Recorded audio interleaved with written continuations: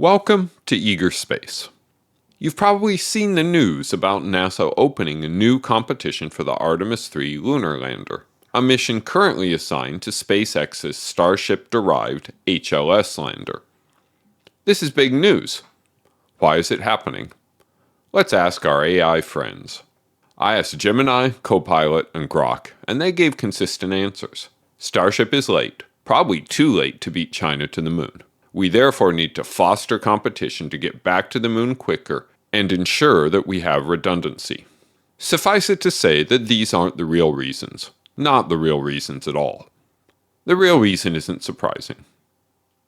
If we follow the money, we can understand what happened. And I'm going to need to rewind back about 15 years. The Constellation program started under President G.W. Bush in 2005 and was designed to take astronauts back to the moon.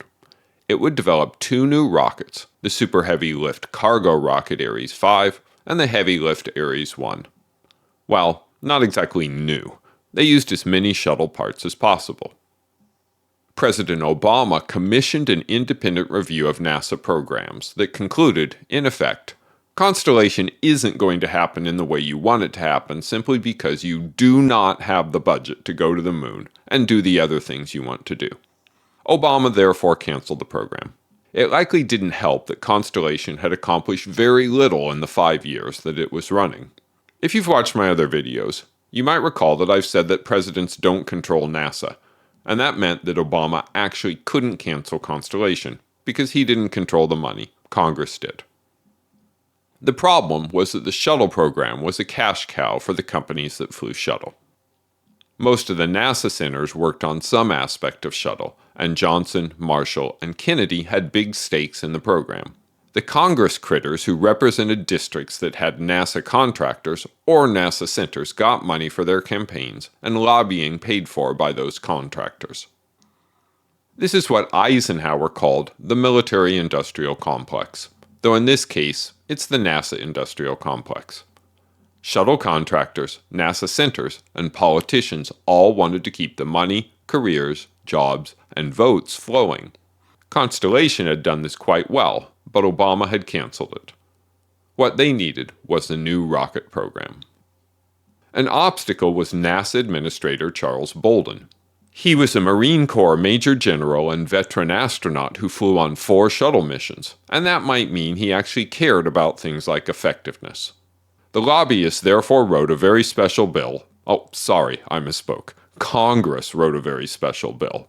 They directed NASA to develop a rocket that could carry at least 130 tons to low Earth orbit in preparation for missions beyond low Earth orbit, and a crew vehicle that could fly on a rocket for trips to ISS and beyond. The rocket was named the Space Launch System, and the crew vehicle was a continuation of the Orion capsule that was under development during Constellation. What was readily apparent was that this was a rocket without a mission. It's not a land on the moon rocket because Congress neglected to fund a lander, so at best it's a go to a lunar orbit, hang out, and come back home rocket. To ensure that nobody could do something the NASA industrial complex didn't want, the bill included the following requirements. Ensure the retention, modification, and development of critical skills and capabilities in areas related to solid and liquid engines, large diameter fuel tanks, rocket propulsion, and other ground test capabilities. Require NASA to utilize existing contracts, investments, workforce, industrial base, and capabilities from the Space Shuttle and Orion and Ares 1 projects. The lobbyists, Congress, wanted to be very sure that SLS would have to be shuttle-derived, and that was just fine with NASA upper management and the contractors that were also part of the NASA industrial complex. To butcher Kennedy badly, we choose not to go to the moon in this decade, not because it is hard, but because we care more about money. SLS and Orion were never about the moon. It was all about reinforcing the status quo that started back in Shuttle, and from 2011 to 2017, development went on. Congress gave SLS about $18 billion in funding. Orion got less per year, but it had a 5-year funding head start in Constellation, so it had $14 billion spent on it. That's $32 billion funneled into NASA centers, NASA contractors, and back to politicians. I was incorrect when I said SLS and Orion didn't have a mission. They did have a mission, just not one in space. That state of affairs lasted until 2017. In 2017, somebody looked at the current situation and said, if we're going to spend $32 billion on rockets and spacecraft, it might be nice to go somewhere. Why don't we go back to the moon? And the Artemis program was born. Sort of. The real goal didn't change, but NASA would need to add a way to get to the lunar surface for people to take them seriously. NASA said if we can't make it, we'll need to buy it, and created the Human Landing System program. It was a truly ludicrous idea. To explain why, we'll need to look at the Artemis lunar architecture. For Apollo, the huge Saturn V rocket tossed the command service module and the lunar module towards the moon, and the service module braked the whole stack into low lunar orbit. The lunar module went down to the surface, astronauts did stuff, and then the top half returned to low lunar orbit, docked with the command service module, and the command service module headed back home. A complex architecture that made it barely possible. Getting to the moon and back is very hard. But for Artemis, remember that SLS and Orion weren't actually designed to do a lunar mission. SLS can toss Orion towards the moon, and Orion can put itself in a lunar orbit, but it's a weird elliptical orbit known as the near rectilinear halo orbit. It's farther away from the lunar surface than the low lunar orbit. The reason for that orbit is that Orion is much less capable than the Apollo command service module. It can't get into low lunar orbit and be able to return to Earth. So it is stuck with this weird orbit. What NASA asked for was a lander architecture that would send some sort of lander on the way to the moon. I'm showing Starship here. And that lander needed to be able to stop in near rectilinear halo orbit, pick up the astronauts, take them to the surface of the moon, keep them alive and happy for a week, and get them back up into near rectilinear halo orbit so they could hop back into Orion for the trip home. That means that the lander has a harder job than SLS and Orion. A much harder job. NASA got 3 proposals for landers. Dynetics bid a lander design that would cost $9 billion to develop, though it was unclear whether it had the thrust to get off the moon. Blue Origin formed the national team with Lockheed Martin, Northrop Grumman, and Draper. They had what looked like a decent approach, and they bid $6 billion for it. SpaceX bid a ridiculously large variant of their planned Starship second stage, but they only bid $3 billion, and that was the bid that NASA selected. The Dynetics bid was only about 30% of what NASA had already spent on SLS and Orion, and the SpaceX bid was only 9%. Remember that these landers have a harder job to do than SLS and Orion. Now here we are in 2025, with the cost of SLS over $31 billion and Orion over $25 billion, a total cost of $56 billion. That's in actual dollars. If you adjust for inflation, that's $66 billion in 2025 dollars. And now we can come back to our original question. Why is there so much concern about the program right now? Let's revisit those reasons. Is it because SpaceX is slow? Because Starship is late?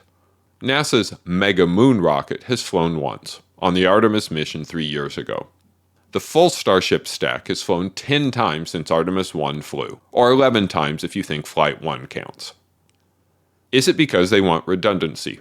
That would be a good argument when HLS was the only game in town, but Blue Origin's lobbying led to the Sustaining Lunar Development Lander program, which Blue Origin won. 2 landers seems like enough redundancy. Is it to foster competition? Once again, 2 landers. Is it to beat China? China has been very open about their program and goals and their timeline, and there was very little mention of China's moon ambitions back in 2019 when Artemis was new. So if it's not those reasons, what is it? Why all the pushback right now? The first is that Artemis is late. Not just late, but late. 3 years and over $11 billion spent on SLS and Orion between Artemis 1 and Artemis 2, scheduled for no earlier than February of 2026. If you're planning on flying astronauts once a year, a 3-year gap is troubling. Some of the delay is from trying to resolve the Orion heat shield issues from Artemis I. Missions beyond Artemis III require SLS Block 1B, which replaces the comically undersized ICPS upper stage, stolen directly from the Delta IV rocket, with the much bigger, appropriately sized exploration upper stage. EUS will get SLS closer to the 130 tons to LEO that Congress decreed, which is a good idea in concept, but it turns out that it will cost nearly $5 billion by the time it is completed. That is a stack of $100 bills about 3 miles tall. That's impressively expensive, and that's spending $0 to develop engines, as the US uses the RL-10 upper stage engine. SLS uses a mobile launch platform. Mobile Launcher 1 was developed for the Constellation program for $234 million, and then subsequently modified for SLS for an additional $693 million. This platform only supports Block 1 SLS, because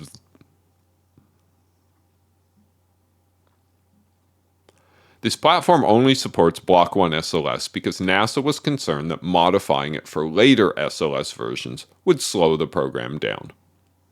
SLS Block 1B requires a brand new mobile launcher. Originally estimated at $400 million, it is now projected to cost $2.7 billion. So that's $3.6 billion for launch platforms and towers. For comparison, here's another big tower, the Burj Khalifa. It was completed in 2009 for a total cost of approximately $1.5 billion. But it's not like this is anything new for SLS and Orion.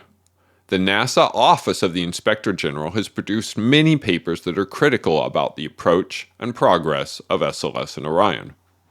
And the Government Accountability Office has weighed in with their opinion every year. NASA responds to these reports, Congress holds hearings, and then nothing changes, because slow and over budget is the goal of SLS and Orion. It's supposed to be like that. I would argue that the optics of this is worse now. After flying Artemis I, it looks really bad that it's been 3 years and you have yet to fly the rocket again. But it's not a lot worse than it was before Artemis I. The real answer is that this is all about SpaceX and Starship. But it's not about Starship being late. Starship being late is a benefit for SLS and Orion. That means that the status quo persists, and that means more money for the SLS and Orion folks every year, and somebody else to blame it on. It's something far worse. It's the realization that Starship will probably work. SLS and Orion are predicated on the belief that they are doing something unique, something that can only be done through NASA. SpaceX took flying astronauts away from commercial crew. It's been tremendously useful for NASA as it allows them to effectively use the International Space Station, but it seriously grates on the belief in NASA exceptionalism. Starship is truly their worst nightmare. As we saw, SLS and Orion gets you the ability to put astronauts into near rectilinear halo orbit and bring them back home. SLS and Orion plus Starship SLS gives you astronauts on the lunar surface, which is the stated goal of Artemis. But once you have Starship HLS, you can get there without SLS and Orion. That would be bad. I talk about how that might be done in my commercial moon video, though it is a bit outdated. The usual approach at this point is to try to convince the company that is moving too fast to slow down. If Starship slows down its progress, everybody can keep partaking in that sweet, sweet money. The problem is that SpaceX's contract for HLS is a firm fixed-price contract.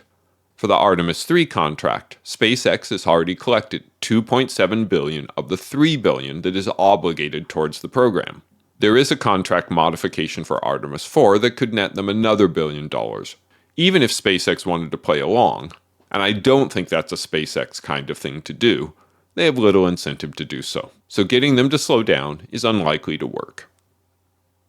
That's why the goal of the campaign is to somehow replace Starship HLS in at least the early lunar landing missions. Maybe it will slow SpaceX down, but even if it doesn't, we might get a nice contract out of it, and another lander gives us something to lobby for in the future. Lockheed Martin says they can take parts of Orion and build this lunar lander in only 30 months, as long as they have a cost-plus contract. How big might their lander be? The Apollo lunar module massed about 16 tons and could generate about 4,800 meters per second of delta V. That was enough oomph to get from low lunar orbit to the surface and back to low lunar orbit. The Artemis lander comes from a near rectilinear halo orbit, which means it needs an extra 900 meters per second of delta V. And it probably also needs to be able to initially break into near rectilinear halo orbit as well, for another 450 meters per second. That puts the estimated mass of the Lockheed lander at a minimum of 19 to 21 tons. That's assuming that the lander is as mass optimized as the lunar module was. Seems unlikely since it's going to be built with pieces of Orion, and the lunar module engineers spent years making it light enough. Now we have another problem. SLS Block 1 can't carry the lander, and that's all you have for Artemis III. You need a different rocket. Falcon Heavy might be able to get your lander there, though SpaceX doesn't publish its payload to the moon. New Glenn is another possibility. We don't know for sure because Blue Origin hasn't published payload values for New Glenn in many years. The proposed crew variant of the Blue Moon Mark I lander also needs to get to the moon. It has a launch mass of 45 tons and can supposedly take 20 tons to the lunar surface and make it back out to orbit. This seems possible at first. You can do a lot with 20 tons of payload, but that assumes that the 20 tons are all left on the surface. All the crew accommodations need to go down to the surface and come back up again, and that will reduce the payload to the surface significantly. Can it be done? The best answer right now is maybe, as we don't know what Blue Origin will submit, nor whether New Glenn or Falcon Heavy can launch it to the moon in a single shot. Not to be outdone, SpaceX released an update titled To the Moon and Beyond that featured this rendition of Starship crew quarters. They also said that they are working on a simplified Artemis I architecture. So where does that leave us? Let's rank the proposals we know about. Lockheed Martin's 30-month wonder approach. Given that they are advocating a cost-plus approach, and we know how quick that has been with Orion, I see little chance of this being ready in 30 months. This, and any other proposal by current SLS contractors, is clearly what the NASA industrial complex is hoping for. They would need SpaceX or Blue Origin to launch it for them. Blue Moon Mark I crew seems possible. Timeline would be tight, and it's important to note that Blue has never flown spacecraft with full crew life support. We don't know enough about Starship.Simple to have any idea, but it's pretty clear that those driving for a replacement for Starship will do everything in their power to have it not be a simpler version of Starship. Could a replacement lander be ready for Artemis III? This is how the timeline worked out for the HLS contract. The RFP went out in April of 2019. SpaceX was selected 2 years later in April of 2021, and it took 6 months to get through the legal issues before work could actually start. Note that this approach included a 10-month design phase that ran from April 2020 to April 2021. RFP to selection is about a year. If there are protests and suits, add on another 6 months or so. For Artemis I, they can probably reuse documentation from the previous lunar lander RFPs, but they're going to need time to adapt it to this new approach, deal with shutdown hangover, and work around the holidays. My target for the RFP would be February of 2026. The deadline will likely be in August of 2026. There are a lot of requirements to create a valid submission, and I don't see this time being shorter. It seems unlikely that NASA will include a design phase. Another reason the submission period will need to be 6 months. The evaluation took 5 months for SLS. I'm going to compress it and assert they can get it done in 3 months by November of 2026. But this could easily be longer. At this point, somebody is going to protest or sue. Lockheed Martin will protest if they lose because their world is better if things take longer. SpaceX will protest because slowing this down makes the whole re-award process look stupid, and Blue Origin will protest because they always protest. I'm going to assume that the protests are denied in 3 months because of the holidays and that work starts in February of 2027. Let's look at the current planned dates for Artemis. Artemis I in mid-2027, Artemis IV in September of 2028, Artemis V in March of 2030, and Artemis VI in March of 2031. There's a big gap between 4 and 5 to give Blue Origin time to finish their lander. Let's assume Congress plays some games and rewrites the legislation to require a new lander that is based on Orion, essentially gifting the program to Lockheed Martin.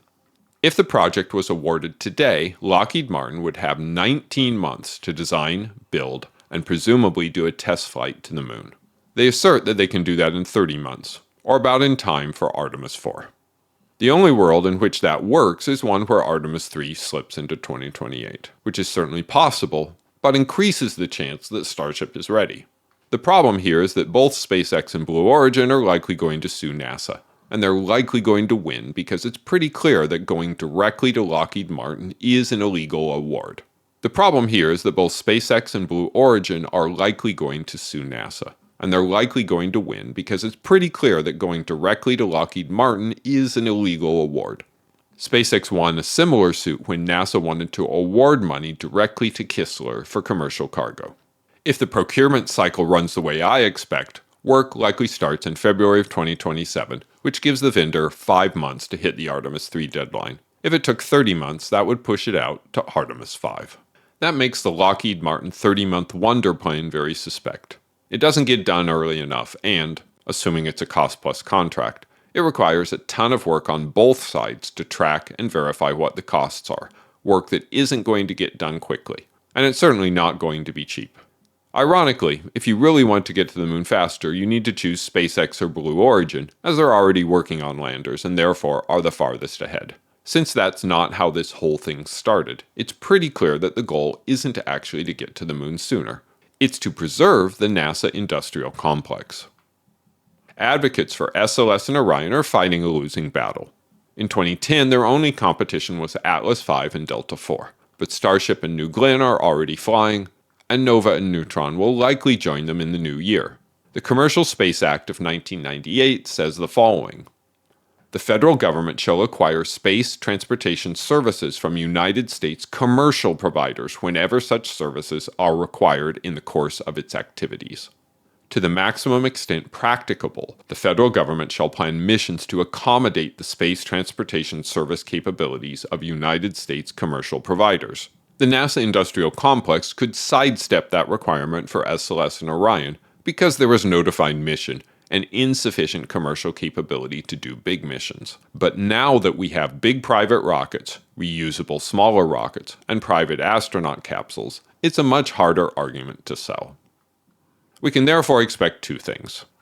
The first is that NASA will never design another rocket themselves. The private companies have simply surpassed them. The second is that the NASA industrial complex will do their best to milk SLS and Orion for as long as possible. Being late and over budget is a feature, despite all protestations to the contrary. And that's all for this video. Your music selection for today is Rush's The Big Money off of their 1985 platinum release, Power Windows.